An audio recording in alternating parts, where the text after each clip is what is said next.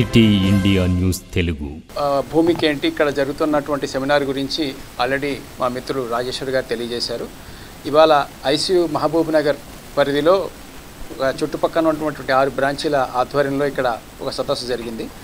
రాజ్యాంగ పరిరక్షణ మరియు అందులో కార్మిక సంఘాల పాత్ర అనేటువంటి దాని మీద ఈ సదస్సు జరిగింది.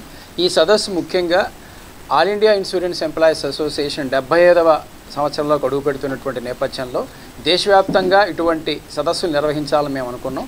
అందులో భాగంగా ఈరోజు మా సౌత్ సెంట్రల్ జోన్లోనే మొదటి సదస్సు ఇక్కడ జరగడం, హైదరాబాద్ డివిజన్ ఆధ్వర్యంలో జరగడం అనేది చాలా సంతోషకరంగా ఉందని తెలియజేస్తూ మేము ఆల్ ఇండియా ఇన్సూరెన్స్ ఎంప్లాయీస్ అసోసియేషన్గా కొన్ని అంశాలు మీ ద్వారా ప్రజానీకానికి తెలియజేయాలనుకుంటా ఉన్నాం.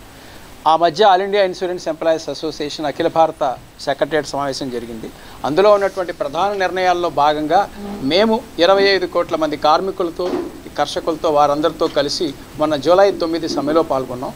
మా తాలూకు డిమాండ్ని మరింతగా భవిష్యత్తులో కూడా విస్తరించే ఉద్దేశంతో ప్రజానీకంతో మేము చర్చిస్తూ ఉన్నాం. మొదటిది, ఈరోజు ఉన్న ప్రభుత్వ రంగ బీమా రంగ మనుగడకి ఇబ్బంది కలిగించేటువంటి అనేక చర్యలు తీసుకుంటూ ఉంది. దానికి మేము వ్యతిరేకంగా మేము దేశవ్యాప్తంగా ఉద్యమం చేస్తూ ఉన్నాం. బీమా రంగంలో విదేశీ పెట్టుబడులు 74% నుంచి 100% పెంచడానికి వ్యతిరేకంగా మేము దేశవ్యాప్త ఉద్యమం చేస్తూ ఉన్నాం. అలాగే బీమా చట్ట సవరణల పేరుతో బీమా రంగ మనుగడకే ఇబ్బంది కలిగించేటువంటి అనేక ప్రతిపాదనలు ముందుకు రాబోతూ ఉన్నాయి. దీనివల్ల ప్రైవేటు బీమా కంపెనీలకు మరింత ఊతం వచ్చే అవకాశం ఉంటుంది.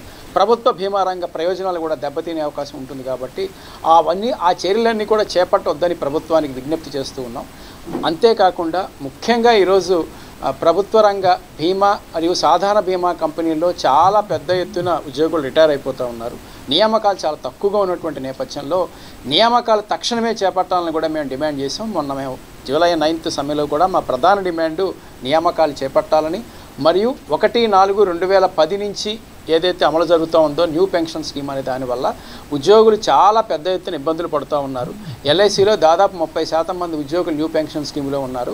వారందరికీ 1995 పెన్షన్ స్కీమ్ ఇవ్వాలని కూడా డిమాండ్ చేస్తూ ఉన్నాం. అలాగే ఏదైతే 1996 నియామకాల ద్వారా ఎవరైతే నోటిఫికేషన్ ద్వారా ఎల్ఐసిలో చేరినటువంటి ఉద్యోగులు ఎవరైతే ఉన్నారో వాళ్ళకు కూడా 1995 ఓల్డ్ పెన్షన్ స్కీమ్ ప్రయోజనాలు కూడా కలిగించాలని మేము గతంలో వినతి పత్రాలు ఇచ్చాం. అనేక అంశాలు న్యాయ పోరాటం కూడా జరుగుతూ ఉంది. మేము కేంద్ర ప్రభుత్వానికి అలాగే ఎల్ఐసి యాజమాన్యాన్ని కూడా విజ్ఞప్తి చేస్తున్నాం. వాళ్ళందరి సమస్యలను సానుకూలంగా పరిష్కారం చేయాలని కూడా మేము కోరుతూ ఉన్నాం.